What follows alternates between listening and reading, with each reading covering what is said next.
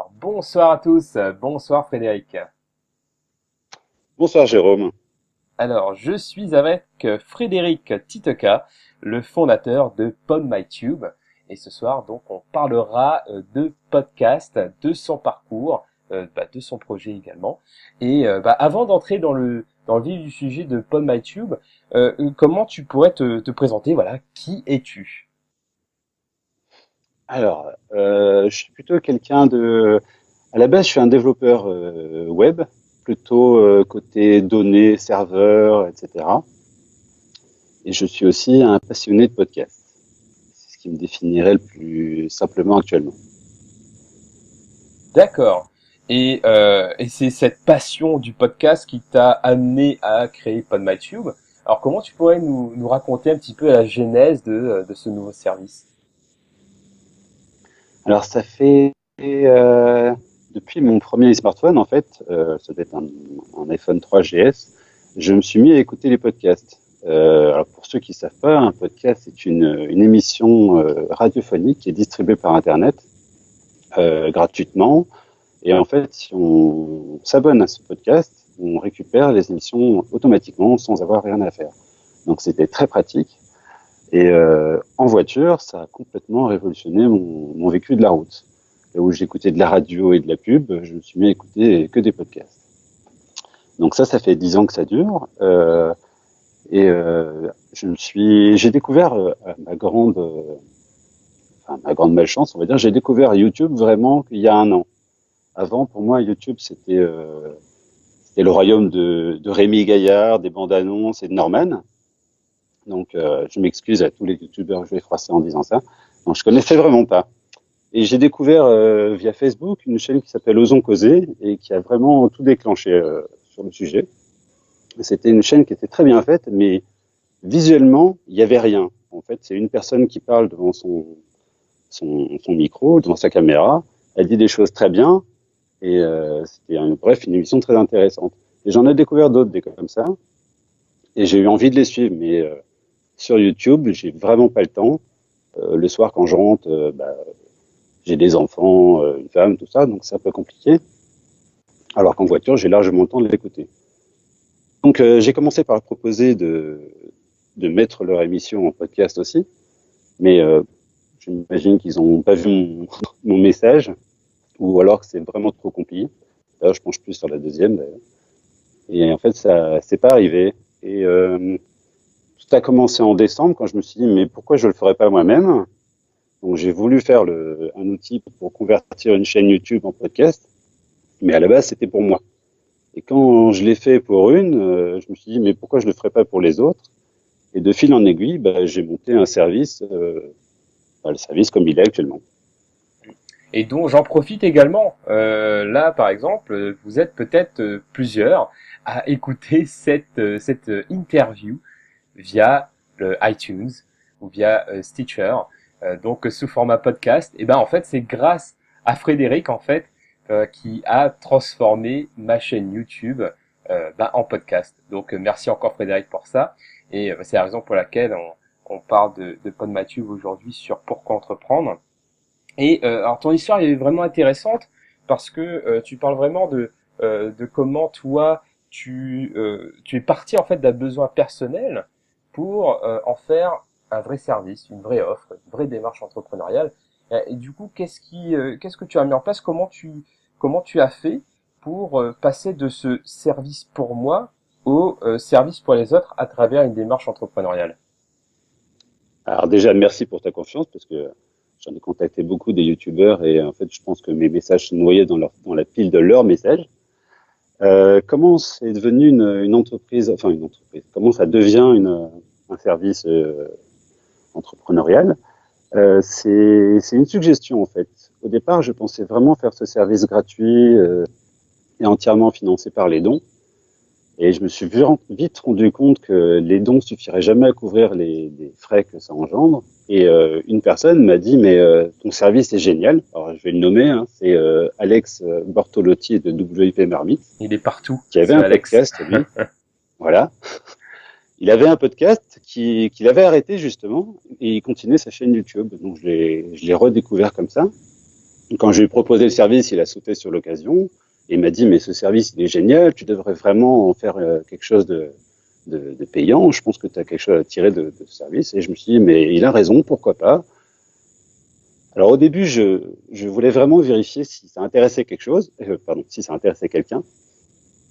Et une fois que j'ai pu vérifier que le service plaisait, que ça servait à quelque chose, je me suis dit, bon, bah pourquoi pas, et j'ai lancé le service comme il est actuellement. Donc, il est gratuit, en fait, encore quelques jours, parce que c'est pour les bêta-testeurs, ceux qui ont essuyé les plâtres, des quelques bugs que j'ai rencontrés, que je rencontre encore. Et à partir du 1er avril, et non, c'est pas une blague, il y aura une partie gratuite, mais grandement limitée, et une partie premium. Et donc là, c'est Voilà. une vraie démarche entrepreneuriale sur un modèle du freemium, hein, comme tu le dis, avec une partie gratuite, une partie payante. Et Ouais. voilà, une belle histoire entrepreneuriale qui est toute fraîche.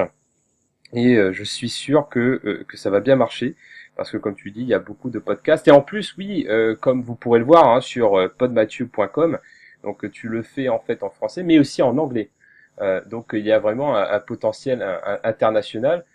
Parce que bah, du coup, la question que je me pose, c'est est-ce que tu es le seul avec cette innovation-là, ou il y a un truc qui existe aussi en anglais ou dans une autre langue? Alors, je me suis pas posé la question, mais je crois que je suis le seul.